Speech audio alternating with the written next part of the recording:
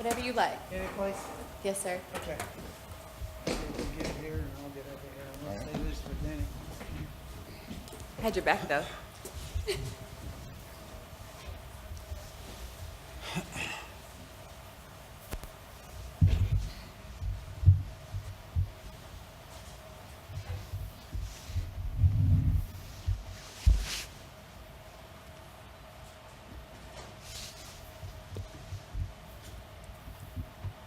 Okay, everybody, we are going to go ahead and start our post-race press conference today for the Hollywood Casino 400 in the Monster Energy NASCAR Cup Series. And we are joined by the winning crew chief and the winning owner of the number 11 FedEx Toyota for Joe Gibbs Racing. We have crew chief Chris Gabehart and team owner Joe Gibbs. We'll open the floor up for questions. You have a question? We'll start here and go around.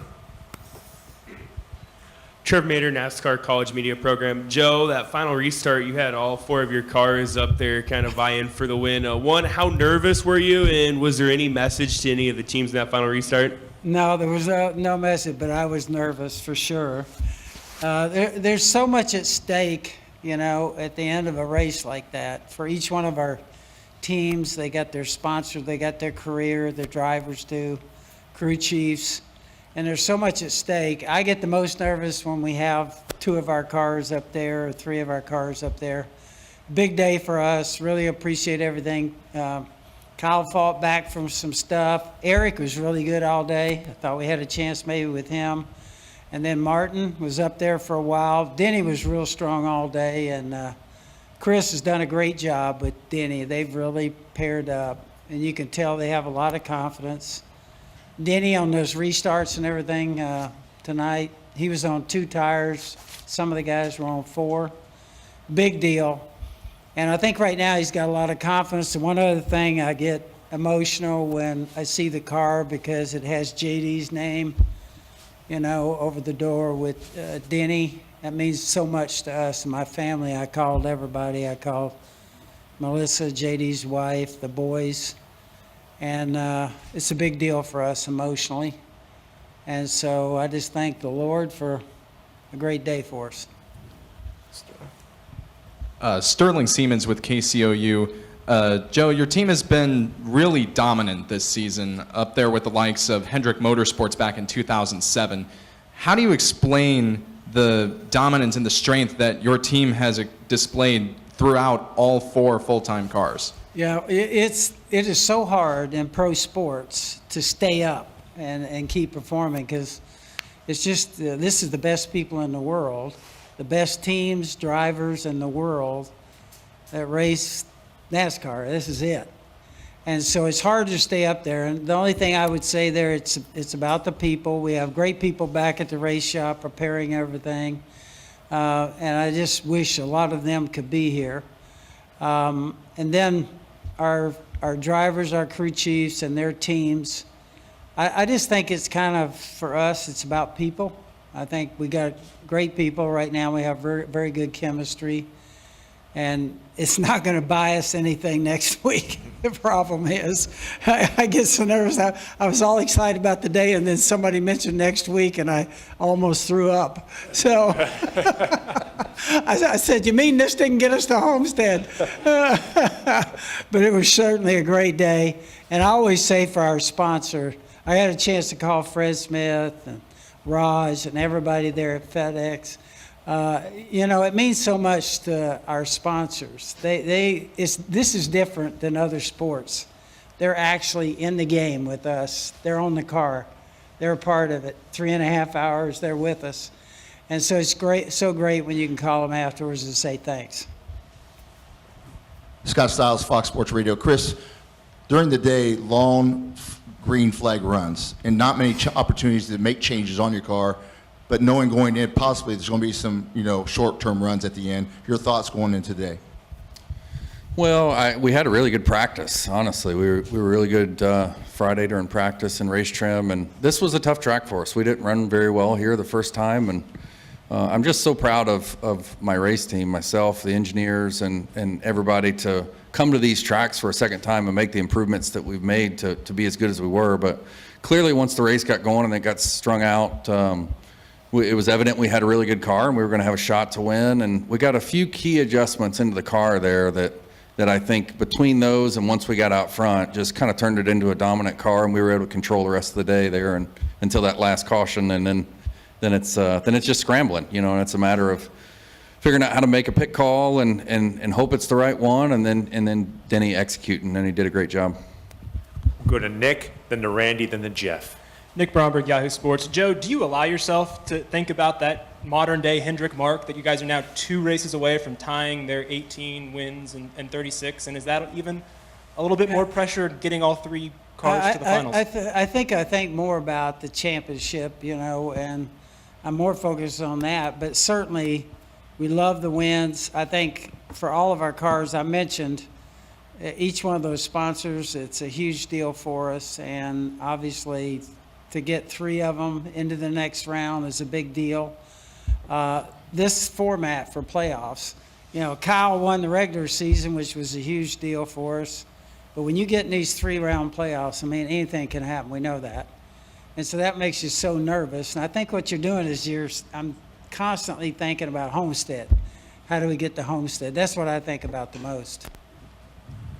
Go to Randy, then to Jeff, then to Breyer, then to Trevor. Hi, Randy Kovitz, Kansas City Star. For each of you, I guess Denny is maybe considered the best active driver not to have won a championship. And based on what you've seen this year, starting with the Daytona 500 to 5 wins this year, is this his best chance to win it, and what makes it? Well, I think pairing him with Chris has meant a lot to Denny. And I think it did start off at Daytona 500. That whole 500, everything that it meant, everything about JD, everything about the 11 number and everything was just a huge deal. I don't think that was something that just happened. You know, I think God really was a part of that weekend. And so we started there, but I think Chris and Denny have really developed a relationship where they fight on every single lap. And I think tonight was a good example because Denny, he had those restarts and there were people all over him, some having to win, some having 4 tires, and somehow he got it done. So I think Chris deserves a lot of credit, but I think Denny's on it right now. Yeah, I would echo that. I just think, you know, clearly he's shown the ability throughout his career to elevate. And I think that's the difference between a good driver and a great driver, just like any athlete, is the ability to elevate when the pressure's on. And clearly he's shown the ability throughout his career, but now he has the experience of the good days and the bad days and the good years and the bad years. And he's just on it right now. I mean, this race team shows up to win every week, and we're disappointed if we don't, quite frankly. And I think that's the key. I don't think it's about Homestead for us. It's about getting us to Homestead. And then at that point, the mentality will carry us through the race, or it won't. But it's the same mentality we go to the racetrack with every week. Jeff Gluck from The Athletic for Chris over here. You know, obviously this is a really strong group of 8 drivers that are left, and you have almost half of them, or your organization has almost half of them. Where do you feel like you guys stack up in that group? Because, you know, I know you guys have had, you know, your waves over the course of the season. You haven't always been where you wanted to be. Sometimes maybe you are, you know, after leaving here today. You feel confident enough to feel like you're going to have all 3 of them by the time you get to Homestead? You mean all 3 of them in the race at Homestead? Yeah, that's so hard to say. Certainly, without question, the organization has the potential to get there. I think we've more than proven that this year. But, you know, you're talking about a 3-race series to get there. And these race cars have a million moving parts on them, most of which we try to control, but some of which we can't. And then you have another 38 race cars out there that have a million moving parts on them, most of which you can't control. You can't control any of those, right? When Blaney had his issue and brought the caution out. So a lot of circumstances determine whether or not you're going to get to Homestead as a race team or an organization. But clearly, we have shown the ability to be the favorites, I think. And it's just a matter of executing, and with a little bit of luck, these next 3, and I think we got a great shot at it. Go next to Bob, then to Nate, and we'll come up to Brian. Bob Pockers, Fox Sports. I have one for each of you. Chris, you say it's just a matter of executing. So what goes into that? Well, I mean, again, the stuff we can control, it's just those million little moving parts that we're talking about. Those are easy, right? But, you know, it's just staying focused. For us, we've made it, the 11 team, I feel like we've made it in a lot of ways through the hard part. We're now really to the round where is a real sweet spot for Denny. If you look at Martinsville and Texas and Phoenix, they're excellent racetracks for him. And I couldn't be more excited about getting to Martinsville with the effort that this race team and this organization's put into those cars there. So, and Denny's excellent there. So really for execution-wise, it's just doing what we've been doing. I feel like we've worked hard all year to build a process and a procedure that clearly is good enough on any given Sunday to get it done. So we really don't have to change anything. We just got to keep doing what we've been doing. And for Coach, are you worried about Kyle? I mean, yes, he was third today, but he hasn't had the best playoffs in the world. No, I think what you see in, I think the top drivers is you can kind of go through a little bit of a slump. I mean, I call him on the phone. He goes, he's got a great sense of humor at night when I call him. He goes, when are you going to give me the good car? And stuff like that. But yeah, third doesn't get it for him, I'm afraid. But I think his competitive spirit and everything, I think he's made a lot out of what happened today. And so we're excited about that. I want to say that for all of our partners, Toyota is a big part of what we do. It's just a huge deal. Their partnership and the fact they're right there with us battling every single week. It's a huge deal to have all of our partners and particularly Toyota with us. So big deal for all of us, and our driver's pretty good too. Big deal here for Denny. Walk us through your victory today, Denny. Yeah, just really a dominant car the second half of the race. When we were able to take the lead from Martin there, I knew that he's obviously very strong, and once we got out front, I could really give what I felt like was the right information as far as what my car was doing to Chris, and then he made adjustments as the race went on, and so we got better. Held off a charge there from the 18. I felt like, when I needed to get a lap to keep my distance, I could go out there and get it, but didn't make unnecessary change risk of putting my car in bad spots. So I thought, the strength of us really was being able to move around the racetrack and run, close to the same lap time no matter what lane we were in, and that kind of allowed me to get through traffic the way we did, and then obviously hold those guys off at the end. Nate Ryan, NBC Sports. This is for Denny and Chris. So the last two restarts, the top four was Denny, Kyle, Eric, and Chase. When you have that situation where you're up there with two of your teammates and can kind of control those front two rows, how much coordination is there among drivers? How much coordination was there? And I guess how much can there be to ensure that a Gibbs car wins? Yeah, I mean, there's no guarantees at all. I mean, you just hope, from my standpoint, that the person that's behind you gives you a push. I think that all the drivers are smart enough now to know that, like, the power is in numbers. When you start, pushing down the front stretch and through the corner, that line will go. And there was one that was really crucial for Kyle and myself, where he pushed me all the way into turn one. If he dips out and takes us three wide one way or another, our lane is dead and the whole outside line's just freight trains right by us all. So I think it's just you had a bunch of experience right there of guys that kind of knew what they were doing. And then at the end, I was definitely worried about Chase, sticking us three wide, but I was able to time the restart to where once I took off, he gave me a shot. It wasn't a push, it was a shot that sent me out where he couldn't really do anything at all anyway. So it was just a good time to restarts there at the end.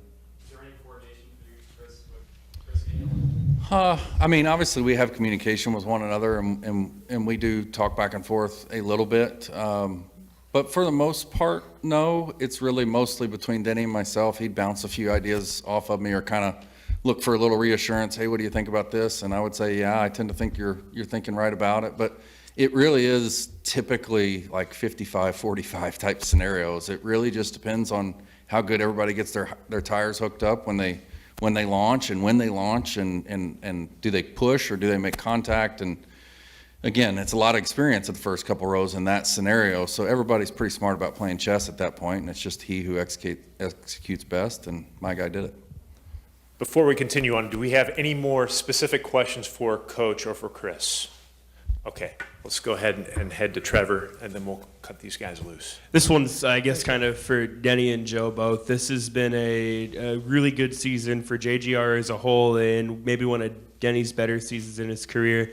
If JD were here, what do you think he would say about this season? I think he would be excited about one of the things that his boys at his service read from his daily log.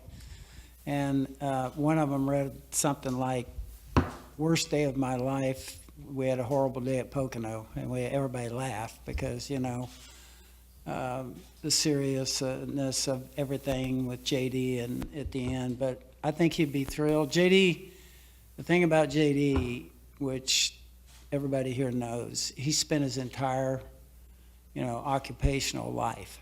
He was there from the first nut and bolt when he first got out of school, and he was there until he went to be with the Lord. So, huge deal for us. Coy and myself, you know, we're trying to fill in for JD. Coy sacrificed and moved over from his kind of dream working with motocross and everything. So our family, and we got grandkids coming now, they're all excited, and I was talking to one of them about coaching. He goes, I don't want to coach. I said, what do you want to do? He goes, I want to do what my dad did. He wants to be there and work in JD's office. So we're excited about that in the future coming for us. Thanks for asking. Well, Coach and Chris, we will let you go, and congratulations on your win. We'll continue on here with Denny. We'll go next to Breyer. Breyer Star with Speedway Media. Denny, this is your 5th win of the season. What does that say about your team and how good you have been this year? What's been clicking for you so well lately? I mean, everything, really. Everything's good. The cars are fast. We're executing well. I feel like I'm giving the right information to the crew chief to let him make the adjustments he needs to make it faster.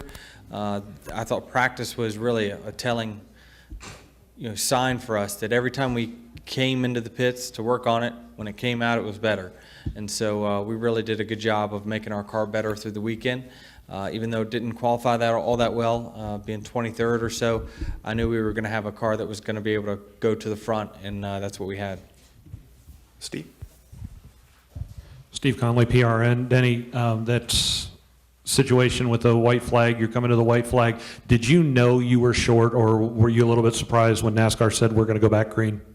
No, I knew it was really close, and I knew that they had the technology to figure out if it was good or not. So I knew it was really close, but I definitely didn't want to see it happen, knowing that you know, we had just held off those guys. We were in good position coming to the white right there with the guys behind us, and of course, you know, everyone behind us and around us had 4 tires, and so we were at a little tire deficit there, but my car handled good enough, and we made the right adjustments that made it able to hold it wide open there the last few laps and do what I had to do to win. Follow-up to that, on that restart, you had 300 cars lined up on the inside. What was the decision on your position to start from inside or outside? Yeah, I'd had so much success from starting from the inside earlier that day that I just was committed to it. I wasn't comfortable taking the top, being unknown of whether my car was going to accelerate correctly or not. Also, with that is you have kind of the white line up until the start-finish line to be your security blanket of someone, you know, dipping low. So I was just able to time it to where when I gave him the signal to go, as soon as he hit me, I took off, and it lunged me out there enough to clear those guys. And with them racing side by side, that was key for me. Sterling Siemens with KCOU. Denny, this is statistically one of your best seasons of your career. And as it gets later and later into the playoffs, you've had experiences, you have experience in the playoffs as it gets down towards the end of the season. With that experience in mind, do you and the team feel more prepared this year to make a charge at a championship? Yeah, I mean, I think that certainly we're running as well as we ever have. We're contending for race wins week in, week out. We've got great great engines, great cars, great engineering. Everyone from TRD to JGR has really put together some good race packages at all types of different racetracks. And there's really, even though the next few weeks there's a variance of, you got a short track, you got a mile and a half, and then you kind of got a short track hybrid in Phoenix. We feel like we can win at every single one of them. So that's one thing that not a lot of drivers probably can say, is that they feel like they can win at every single track they go to, and that's been the case for us this year. Denny Scott Stiles, Fox Sports Radio. During the race, obviously, track had a lot of grip today, but the sun came out for a period of time, and a lot of drivers were complaining about tightness of the car. Did you experience any of that today? Well, I thought our car was better than most. The cars that we were racing around, we were kind of always marching forward. We got a good restart there at the end of stage 1. That put us in a good position to start 5th, I think, in the start of stage 2. And then we took the lead from Martin not long after that. So it's just my car was handling good. I think we prepared for conditions like this, and obviously it showed up to where we were slow in qualifying, but we were fast when it counted in the race. Dominic? Dominic Cottergo, the racing experts in ESPN Radio Albuquerque. Since the beginning of the year, you've passed drivers like Dale Jarrett and Fireball Roberts on the all-time wins list. Is that something you take a look at, and is the wins list something that you pay quite close attention to, or not really? Yeah, I mean, there's hallmark wins. I mean, once you get to 30, you want to get to 40. Once you get to 40, you want to get to 50. So, 40 is my next goal, and I think we can reach that very, very soon. Hopefully, early next year would be a nice thing, unless we can run off 4 in a row here over the next 4 weeks. But I just, I can't believe kind of the success that we've had. My career has been way beyond anything I ever expected, but it's been because of the people I've been aligned with, and that's no joke. I mean, I've been with race-winning organization with JGR, been with the same sponsor, the same team, Toyota now for over 10 years, and so most of the success has come with those guys, and so I feel like we've just got everything is. I've got everything I need to go out there and win every single week. It's up to me to do it.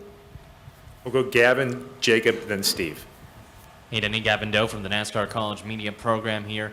2018, you came off of a winless season, but this year, you have 5 wins in your belt with you and Chris Gabehart. How strong has that bond been with Chris Gabehart this year? It's been a game changer. I mean, he prepares differently. He does a lot of things that he asks a lot of the right questions, and questions that I don't necessarily think of when we're debriefing between practices or even during a race. So I think he has the bigger picture always in his mind of what we need to do to be better. And so it's because of a crew chief driver relationship. That's such a huge part of success in the Cup Series, and obviously that switching to him has equaled success for us. So we really got a good thing going, and hopefully we can continue that momentum for at least 4 more weeks. Jacob. Jacob Blair, NASCAR College Media Program. On those late restarts, how much information are you given about the drivers behind you's point situation? Chase was in a tight battle there. How much information are you given about that, and then how do you use that information in determining which lane you want to choose? Well, it is a determining factor. I think I asked on the final restart, Chris actually volunteered the information that, hey, he only needs 1 more point by our numbers to make it anyway. So I was like, well, that's even more of a reason to push us into turn 1, because everyone who had pushed me into turn 1 came off turn 2 second. And obviously he came off second. So I think that it was important for us to, if we could keep that inside line all aligned and to push, the outside line really didn't have a chance there. So he did that and got in. Steve, and then we'll finish with Nick. Denny, the end of stage 2, you had just put Jimmy Johnson a lap down, and as you were coming to take the green-white checkered, it looked like you may have slowed up. Was there any reason for that? Because that gave Jimmy his lap back and Austin Dillon the free pass. Yeah, I was just trying to be a nice guy. You can never have too many friends out there, especially this point of the season. I mean, yeah, you go a lap down, it changes your race, and obviously he was up there racing in the top 5 there towards the end. So just putting another coin in the deposit box. Nick? Nick Bromberg, Yahoo Sports. You've talked multiple times about, obviously, the pushes you had to get from behind.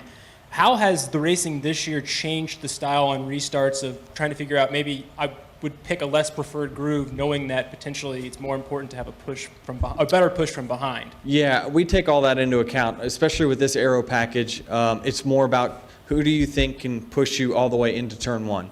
And it just seemed like the top didn't have quite as much traction as the bottom did for whatever reason. But the bottom people just stayed aligned, and that really is the key. If someone, behind me pulls out or someone behind them pulls out, I mean, our line is done, and the top will prevail. So it worked out well for me to be able to control the bottom.